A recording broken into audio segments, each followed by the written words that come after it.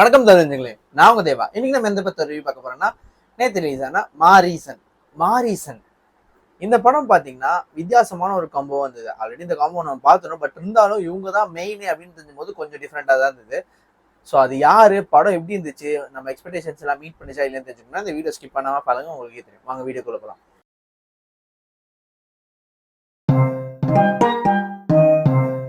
First Mareesan. இந்த படத்துல வடிவேலு, ஃபகத் ஃபாசில், அதுக்கப்புறம் லிவிங்ஸ்டன், அதுக்கப்புறம் வந்துட்டு நிறைய பேர் நடிச்சிருக்காங்கன்னு சொல்ல முடியாது. ரொம்ப ரொம்ப கம்மியான ஆட்கள் தான் நடிச்சிருக்காங்க.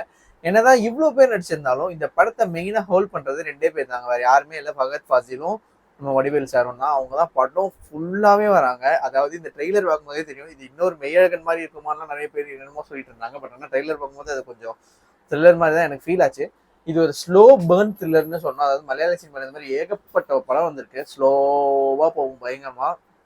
இப்போ ரீசெண்டாக கூட இந்த ராந்துன்னு ஒரு படம் வந்துச்சு, ரோந்துன்னு நினைக்கிறேன். அந்த படம் வந்து ரொம்ப ஸ்லோவாக இருக்கும்.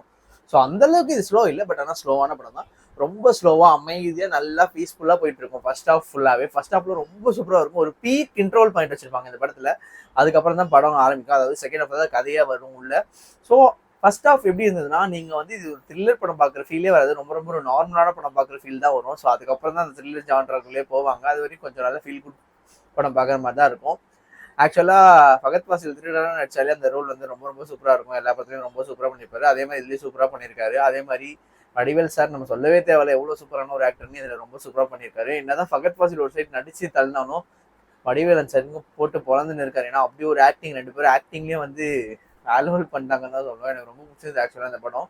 ஒரு ரொம்ப அமைதியான படம் மக்களே. எங்கேயுமே ஒரு ஹை பாயிண்ட் இருக்கு, பட் ஆனால் மாவு அப்படின்லாம் அதுவும் இல்லை. படத்தில் ஒரு விண்டேஜ் சாங் ஒன்று வச்சிருக்காங்க. ஸோ அது கொஞ்சம் என்ஜாயபுளாக இருந்தது. மற்றபடி படத்தில் பெருசாக பாட்டுலாம் இல்லைங்க, சும்மா சீன்ஸோட வர பாட்டு தான்.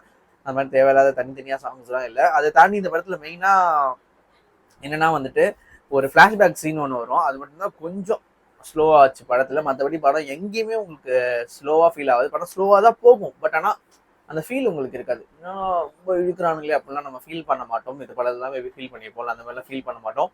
ஒரு நல்ல த்ரில்லரு, என்கேஜிங்கான ஒரு படம் தான் சொல்லணும். அதை தாண்டி வந்து இதில் வந்துட்டு மெயினாக ஒரு நல்ல ஒரு கருத்து சொல்லியிருக்காங்கன்னு சொல்லணும். அந்த கருத்து ரொம்ப சூப்பராக இருந்துச்சு. அவங்க சொல்லியிருந்த கருத்தும் ரொம்ப இதுவாச்சு. அந்த கருத்துல நம்ம ஆல்ரெடி நிறைய தடவை பார்த்துட்டோம். ஸோ வந்துட்டு இது கொஞ்சம் பல இது மாதிரி தான் இது. பட் ஆனால் ஓவராலாக நீங்கள் படமாக பார்த்தீங்கன்னா இது ஒரு நல்ல படம் மக்களே.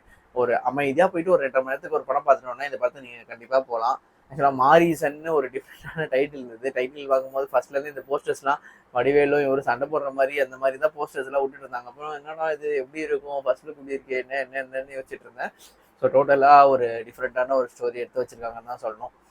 ஃபகத் ஃபாசில் வந்து ஒரு சீனில் வந்துட்டு கமலோட கம்பேர் பண்ணுவார் வடிவேலு. அந்த சீன்லாம் சூப்பராக இருக்கும். அந்த அளவுக்கு நடிக்க தெரியாதுன்னு சொல்லுவார்.